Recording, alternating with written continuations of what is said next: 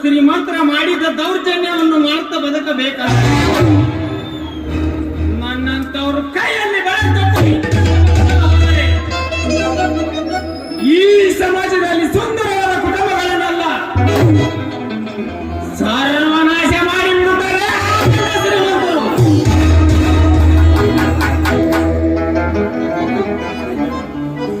ಸೂರಪ್ಪ ದೇಸಾಯಿ ಇಡೀ ಊರಿಗೆ ಮಾದರಿಯಾಗಿದ್ದ ನನ್ನ ಮಾವಂದರ ಮನೆಯನ್ನು ವಿಚಿತ್ರವಾಗಿ ಮಾಡಿದಲ್ಲ. ಇನ್ನ ಮೇಲೆ ಈ ಮಾಡುವ ಕುತಂತ್ರಕ್ಕೆಲ್ಲ ಅಡ್ಡಲಾಗಿ ನಿಂತು ನಿನ್ನ ಈ ಭಾರತ ಮೇಲೆ ನಿನ್ನನ್ನು ರಕ್ತ ಮಾಡಲಿಲ್ಲ. ನನ್ನ ಹೆಸರು ಪ್ರದೀಪನೇ ಅಲ್ಲ.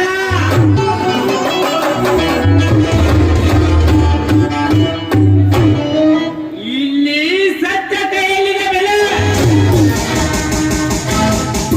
ಸುಳ್ಳಿನ ಸಾಮ್ರಾಜ್ಯದಲ್ಲಿ ಕುಳಿತುಕೊಂಡು ಕೇಕೆ ಹಾಕಿ ನಗುತ್ತಿರುವ ಗುಳ್ಳಗಳಿಗಾಗಿಲ್ಲ ಸತ್ಯತೆ ಕಲಿಸಬೇಕಾದರೆ ದಂಡಂ ದಶಗುಣಮನು ಮಂತ್ರವೇ ಸರಿ.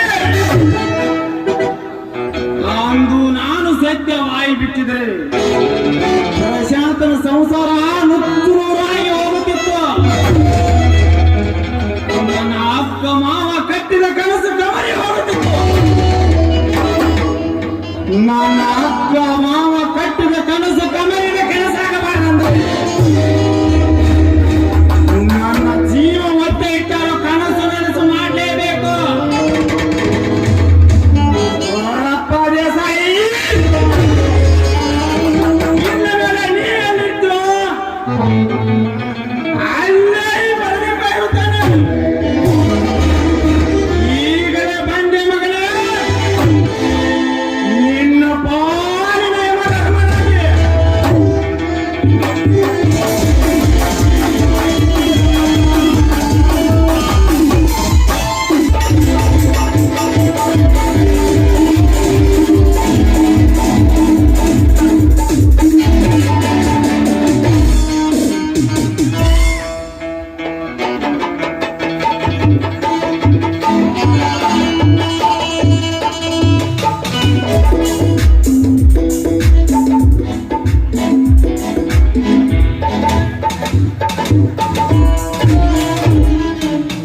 ಸರ್ವಯ್ಯ ಹೂಗೆ ಕರೆಯು ಒಳಗಡೆ ಯಾರಿದ್ದಾರಂತ.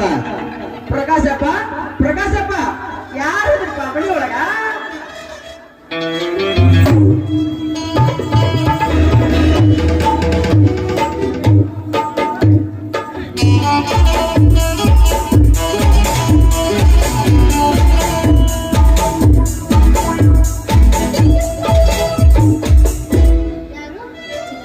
ಬನ್ನಿ ದೊಡ್ಡಪ್ಪ, ಕುಳಿತುಕೊಳ್ಳಿ. ದೊಡ್ಡಪ್ಪ ದೊಡ್ಡಪ್ಪ ಚಿಕ್ಕಪ್ಪ ಅಣ್ಣ ತಮ್ಮ ಅಕ್ಕ ತಂಗಿ ಇವು ಈ ಸಮಾಜದ ರೂಢಿ ನಾಮಪದಗಳು. ಕಾಮಕ್ಕೆ ತಪ್ಪಿರುದ್ಧವಾದ ನಾಮಗಳು. ನೀವೇನ್ ಮಾತಾಡಕತ್ತಿರೋ ನಿಮ್ಮ ಮಾತಿನ ಅರ್ಥ ನನಗಾಗಲ್ದು.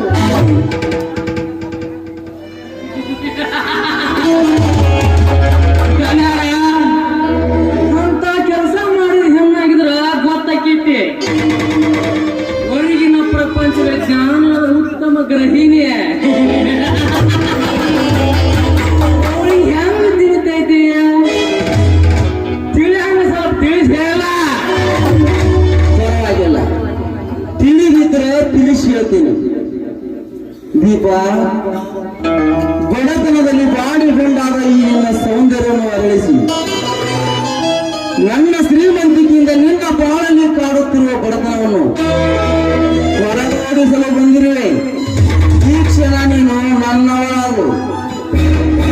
ಎಂತೆಂತ ಪಾಪವೇ ಹುಟ್ಟು ಬಿಟ್ಟಿರಪ್ಪ ಜಗದಾಗ. ಅಣ್ಣ ತಂಗಿ ದೊಡ್ಡಪ್ಪ ಚಿಕ್ಕಪ್ಪ ಅಂದದನ್ನ ಮರೆತು ಅಂತ ಪದವನ್ನೇ ಮಣ್ಣನ್ನು ಮಾರಕ್ ಹೊಟ್ಟಿ ಸುಳ್ಳು ಏರಿನ ಮಾರಕ್ ಹೊಟ್ಟಿರಲ್ಲ. ಸ್ವಲ್ಪ ನಾಚಿಕೆ ಮಾನ ಮರ್ಯಾದೆ ಐತೇನೆ ನಿಮಗೆ? ನಾಚಿಕೆ ಮಾನ ಮರ್ಯಾದೆ ಯಾರಿಗಿದೆ ಈ ಸಮಾಜದಲ್ಲಿ? ಮಗನ ಹೆಂಡತಿನಿ ಮಂಚಕ ಕರೆಯುವ ಮಾವ ಮಾಡಿಕೊಂಡ ಗಂಡನಿಗಿಂತ ಹೆಚ್ಚೆಂದು ಮಾಡಿಕೊಂಡ ಮಾವನನ್ನು ಬಿಗಿದಪ್ಪುವ ಸೊಸೆ ಅಷ್ಟೇ ಏಕೆ ಮೈದನನ್ನು ಮೋಹಿಸುವ ಅಣ್ಣನ ಹೆಂಡತಿ ಅಣ್ಣನ ಹೆಂಡತಿ ನನ್ನ ಕನಸಿನ ರಾಣಿಯನ್ನು ತಪ್ಪಿಕೊಳ್ಳುವ ಮೈದನ ಅಷ್ಟೇ ಏಕೆ ಮಾಡಿಕೊಂಡ ದೊಡ್ಡಪ್ಪ ಚಿಕ್ಕಪ್ಪನ ಮಗಳ ಬಾಳೆ ಗಡಿಸಿ ಓಡಿಸಿಕೊಂಡು ಒಂದು ಕೋಟಿನ ಮೆಟ್ಟಿಲಿದೆ ಅಣ್ಣ ತಂಗಿಯರ ಮದುವೆ ಮಾಡಿದ ನಿರಸ್ಯಗಳನ್ನಟ್ಟು ತೋರಿಸಲು ಈ ಸಮಾಜದಲ್ಲಿ ಇಂಥದ್ರಲ್ಲಿ ಇದು ನಮ್ಮ ಕಾನೂನು ಇದು ನಮ್ಮ ಸಮಾಜ ನಾನ್ಯಾರು ನೀನ್ಯಾರು ನಾನು ನಿನ್ನನ್ನು ಮೋಹಿಸುವಲ್ಲಿ ತಪ್ಪೇನಿದೆ ನಾಯಿ ಹಂದಿ ಹೊಲಸ್ ತಿಂತಾವು ಆದ್ರ ಆಕಳ ಬಸವಣ್ಣ ಎಲುಬು ಕಡೆಯಂಗಿಲ್ಲ. ನಾಯಿ ಹಂದಿಯ ಜಾತಿಯವ್ರಿಗೆ ಸೇರಿದವ್ರಿಗೆ ನಾವೆಷ್ಟೇ ಬೇಡ ಅಂದ್ರೂ ಕೂಡ ಅದು ಹೊಲಸು ತಿನ್ನೋದೇನಾರ ಬಿಡ್ತದೇನ? ನಿನ್ನ ದೊಡ್ಡ ಹೇಳೋದನ್ನು ಬಿಟ್ಟು ನಾನು ಹೇಳದಂತೆ ಕೇಳಿ ನನ್ನವರಾದರೆ ಸರಿ. ಸುಖದ ಸುಪ್ಪತ್ತಿಯ ಮೇಲೆ ಮೆರಿಪಿಯ ನಿನ್ನ ಮೈಗೆ ನಾನು ನಿಮ್ಮನ್ನು ನೋಡಿಕೊಳ್ಳುತ್ತಾ ನನಗೂ ನಿಮ್ಮ ಭ್ರಮೆ. ಅವನು ನನ್ನ ಮನೆ ಸೇರಿದ್ದಾನೆ. ಸುಮ್ಮನೆ ಏಕೆ ಬಡತನದಲ್ಲಿ ಸಾಯ್ತೀಯ?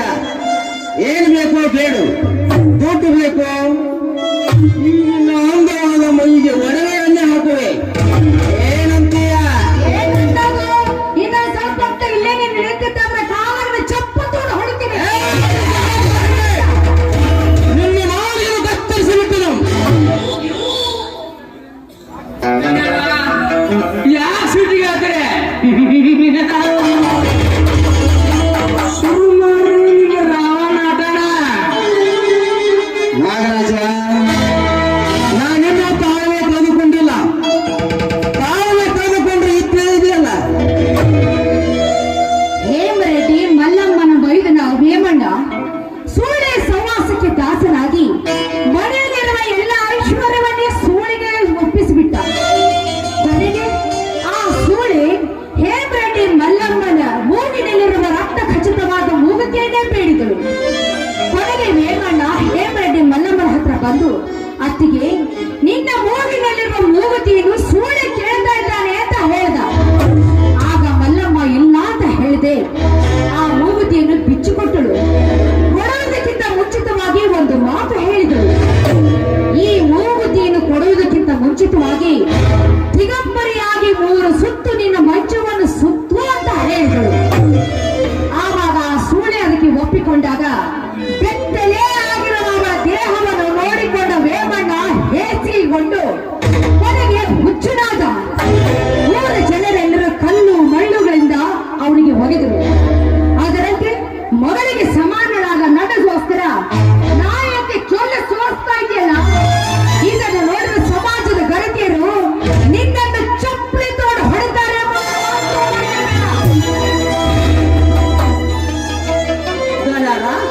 ಜನರ ಬಾಯಿ ಮಾತಲ್ಲಿ ಕೆಲಸ ಆಗೋಲ್ರಿ. ಒಳಗೆ ಹಾಕೊಂಡು ಬರಲ್ಲ, ನಾವು ಮುಂದೆ ನೋಡ್ತು. ಮುದುಕಾಗಿ ಬುದ್ಧಿ ಎಲ್ಲಿಟ್ಟಿ? ವಯಸ್ಸಿಗೆ ಬಂದ ನಿನ್ನ ಮಗಳಾಗಲ್ಲ, ಹೋಗ ತೋಟಕ್ಕೆ ಬಂದು ತಲೆ ಕಡಿ. ನಾನು ಮಗ ಬೆಂಕಿ ಇಡ್ತೀನಿ. ಸಾವುಕಾರ ಸಾವುಕಾರ ಗಾಡಿ ತೊಳರ ರಾಡಿ ಹೊಂಟುವ ಕಟ್ಟಿ ಕೇಳುತ್ತಾ ನಿಂತ್ರ ಕೆಲಸ ಆಗುದಿಲ್ಲ. ಮದುಮಗನ ಸಂಕಟಕ್ಕ ಸ್ವಲ್ಪ ಒದರಾಡ್ತಾವ, ಆಮೇಲೆ ತಾನ ಸರಿಯಾಗ ನೋಡಿ ತಂಗಿ. ನಾಚಿಕೆ ಅಂದಿಲ್ಲ, ನಾಚಿಕೆ ಮಾನ ಮರ್ಯಾದೆ ನಮ್ಗೇನಿಲ್ಲ. ಇದ್ದಿದ್ರೆ ಈ ಕೆಲಸ ಮಾಡ್ತೀನಿ. ನಾನು ಹಿಡಿದ ಕೆಲಸ ಪೂರ್ತಿ ಆಗುವವರೆಗೂ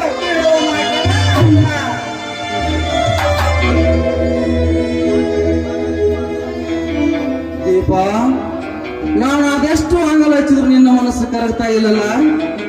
ದೀಪ ನಡೆ, ಯಾರ ಮಗನ ಮನೆಯಲ್ಲಿ ನಮ್ಮಿಬ್ಬರ ಮಿಲನವಾಗಲಿ. ದುರ್ಗದ ಮಾತನಾಡುವ ಮನುಷ್ಯತ್ವ ನಿನಗೆ ಗುರುಗಳೇ. ನಿನ್ನಂತೆ ಹಾರಾಡಿ ಚೀರಾಡಿ ಗೋಳಾಡಿ ಹೆಣ್ಣಿನ ಸುಖ ಪಡೆಯುವುದಂದರೆ ಈ ದೇಶದಲ್ಲಿ ಎಲ್ಲಿಲ್ಲ ಆನಂದ.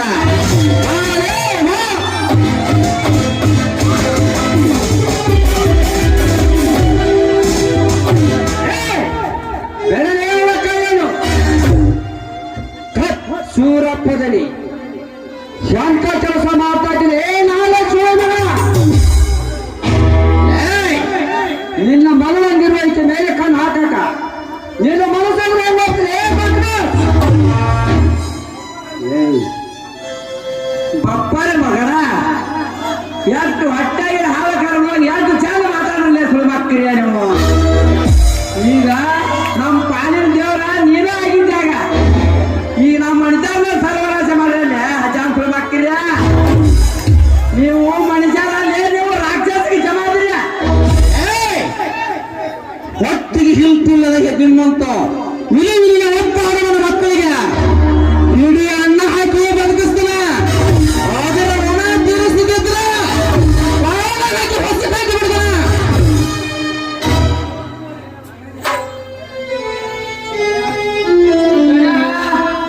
ಈಗ ಅದನ್ನ ಬಿಡ್ರಿ, ಮುಂದೆ ಏನ್ ಮಾಡುದು ಅದನ್ನ ಚಾಲೂ ಮಾಡ್ರಿ. ಈ ಬಿದಾರಿಗಳ ಮಕ್ಕಳು ಕಟ್ಟಿ ಹಾಕಿ ಇವರ ಕಣ್ಣು ಮುಂದೆ ಕುಕ್ಕಿ ತಿನ್ನುತ್ತೇನೆ ಈ ಹಣ್ಣನ್ನು. ಬಾರೇ ಮಗ ಬಾ, ನಾನು ಕೈಯಾಗ ಬಳಿಕ ಸಂಸಂದಿಗಳೇ ಮಗ.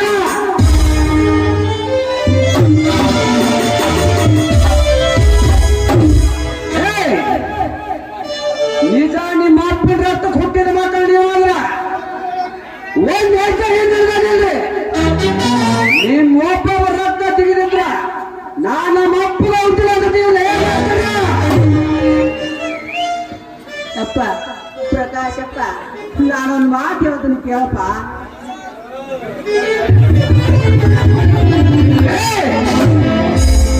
ನಿಮ್ಮಂತ ಚಂಚ ಸರಿ ಮಕ್ಕಳಿರೋದ್ರಿಂದಲೇ ಇಂಥ ದುಷ್ಟ ಶ್ರೀಮಂತರು ಈ ಸಮಾಜದಲ್ಲಿ ಮೆರೆಯುತ್ತಿದ್ದಾರೆ.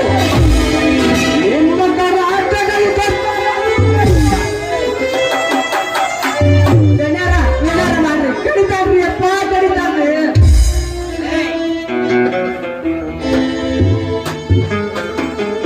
ನಿಮ್ಮನ್ನು ಸುಟ್ಟು ಹಾಕಿ ಬಿಡ್ತಾರೆ ಬೇಕಾರಿ ಮಕ್ಕಳ.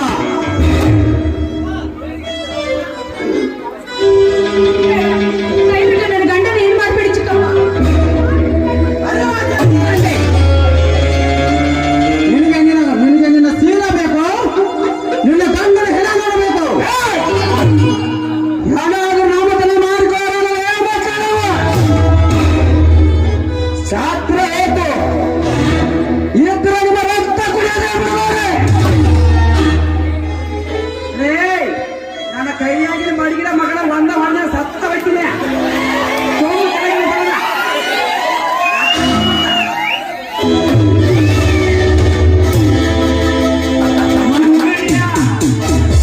ಒಬ್ಬರ ಉಸಿರು ಬಿಟ್ರಿ ಅಂದ್ರ ನನ್ನ ಕೈಯಾಗಿನ ರಿವಾಲ್ವರ್ಗೆ ಔಟ್ ಆಗಿಬಿಡ್ತೀಯ. ದೇಸಾಯಿ ಇಷ್ಟೆಲ್ಲ ಮಾಡಿದ್ದು ಸಾಲದು ಅಂತ ಮತ್ತೆ ಮಕ್ಕಳಿಗೆ ಕಾಲಿಟ್ಟು ಹಾಳು ಮಾಡಕ್ಕಿದೆಯಲ್ಲ, ಎಷ್ಟು ಲಕ್ಷ ಕೊಟ್ಟಿರಲ್ಲ ಮಕ್ಕಳಿಗೆ.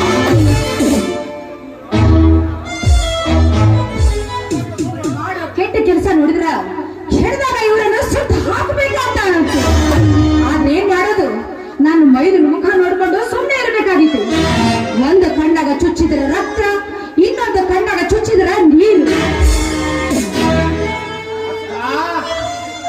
ಜೀವದಾನ ಮಾಡ್ಯಾರಂತ ಹೇಳಿ ಸುಮ್ಮನೆ ಇರುವ ಜಾತಿ ಅಲ್ಲ ಅಕ್ಕ ಇವ್ರದು. ಇವ್ರದ್ದು ಒಂಥರ ಕಲಬರಿಕೆ ರಕ್ತಕ್ಕೆ ಹುಟ್ಟಿದ ಕಂತ್ರಿ ನಾಯಿಗಳು.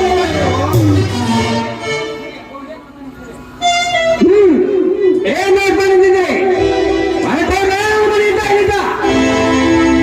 ನಾಚಿಕೆ ಮಾನ ಮರ್ಯಾದೆ ಇಲ್ಲವ ದನ ನಿಂತ ನನ್ನ ಮನೆಯೊಳಗೆ ನಿಂತಿದ್ರಲ್ಲ, ನಿಮ್ಮನ್ನು ನಿಂತಾಗಿ ಕತ್ತರಿಸಿ ನಾಯಿ ನರಿಗೆ ಹಾಕಿ ಬಿಡ್ತಿದ್ದೆ.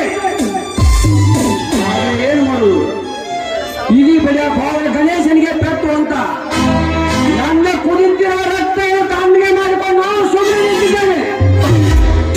ಮಾನ ಮರ್ಯಾದೆ ಇಲ್ಲದ ನಿನ್ನಂತ ಹಂದಿ ಜಾತಿಗೆ ಸೇರಿಸುವಂತ ಹೇಳೋರು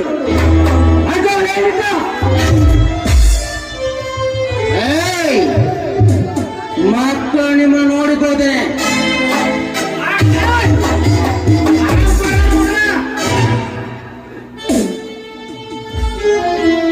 ಇವರು 3 ಜನ ಬರೋದು ನೋಡಿ ಗೊತ್ತಿತ್ತು ಇವರು ಇಲ್ಲಿಗೆ ಹೊರಟಿರ್ಬೇಕು ಅಂತ.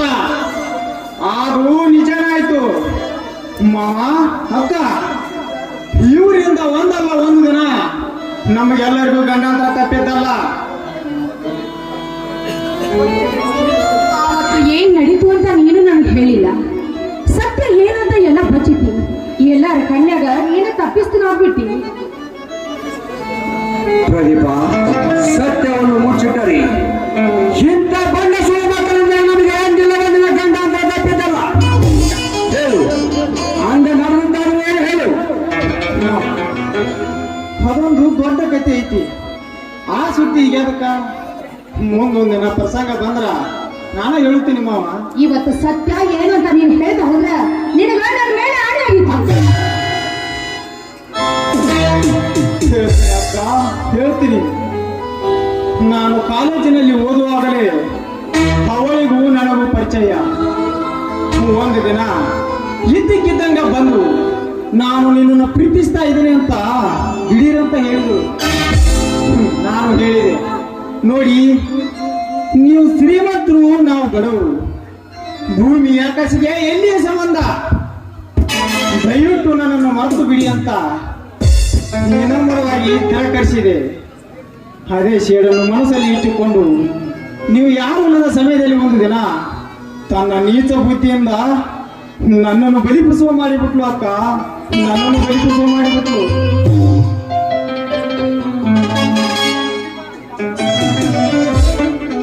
ಹೀಗೆ ಯಾವುದನ್ನು ತಿಳಿದಿ ಅವತ್ತು ನಿನ್ನನ್ನು ಹೊಡೆದು ಬಿಟ್ಟು ನನ್ನನ್ನು ಕ್ಷಮಿಸುವರು ಪ್ರದೀಪ, ಕ್ಷಮಿಸುವರು. ತಾಯಿ ತಂದೆ ಇಲ್ಲದ ನಮಗೆ ತಾಯಿ ತಂದೆ ಆಗಿ ಒಟ್ಟು ತುಂಬ ಅನ್ನವನ್ನು ಕೊಟ್ಟು ವಿದ್ಯೆ ಬುದ್ಧಿಯನ್ನು ಕೊಟ್ಟಿದ್ರಿ. ನಾನು ತಪ್ಪು ಮಾಡಿದಾಗ ಹೊರದು ಬುದ್ಧಿ ಹೇಳುವ ಅಧಿಕಾರ ನಿಮಗಿದೆ ಮಾವ, ನಿಮಗಿದೆ. ಅವೊಂದು ಕೆಟ್ಟಗಳಿವೆ, ಚಿಂತಿಸಬೇಡ್ರಿ. ಎಲ್ಲದಕ್ಕೂ ದೇವರಿದ್ದಾನೆ.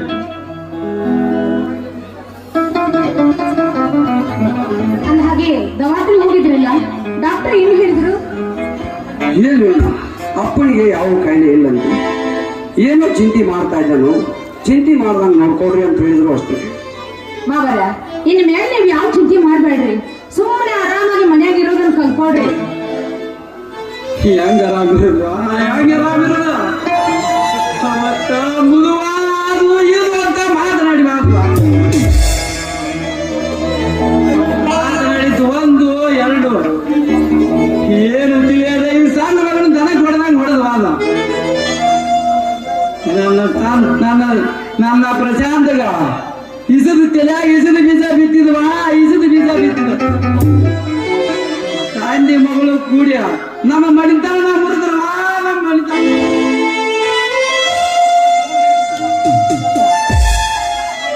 ಅಪ್ಪ, ತಮ್ಮನ ಬಗ್ಗೆ ಚಿಂತೆ ಮಾಡಬಾರಪ್ಪ.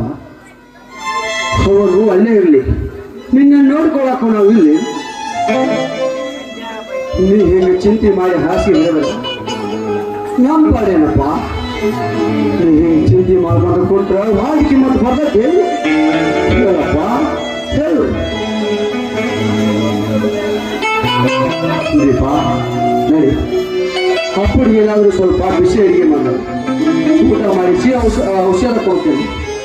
ಅಪ್ಪ, ನೀವು ಒಳಗೆ ಎಷ್ಟು ಆಯ್ತಪ್ಪ. ಪ್ರದೀಪ, ನೀನು ಒಳ ನಡಿಯಪ್ಪ.